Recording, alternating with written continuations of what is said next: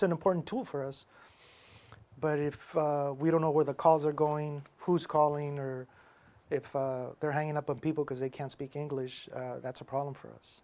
Weslaco Police Chief Sergio Ramirez is talking about the Crimestoppers hotline. The chief told Action 4 News the person currently answering the phone for anonymous tipsters is not a police officer, but rather a former police department volunteer. I've heard him say, I don't know how to talk Spanish, call back later. I mean, it takes a lot for somebody to come forward and be an anonymous tip, and to receive that from person answering, we just don't approve of that. Chief Ramirez says the person picking up the calls needs to be accountable for incoming tips, which could potentially solve serious crimes. It's why he's been trying to get the phone back for the last 2 months. On a volunteer, I can't take any action if he violates a law or if he leaks some information.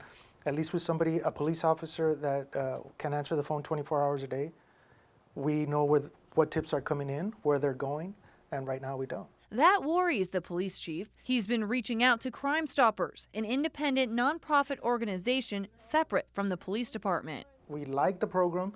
We want to work with them, but we've been trying for the last 2 months and we haven't been able to get that phone back. Because right now, he doesn't know how the information is being screened, how many calls are coming in, and if they're being properly documented. I've looked at his book and there's weeks or months that nothing comes in, and that we just find that troubling. Ramirez is not the only one concerned. Both he and the Weslaco city manager are optimistic that the problem will be resolved in the near future. Public is calling in and it's not being answered by someone who's trained law enforcement officer. That might be an issue.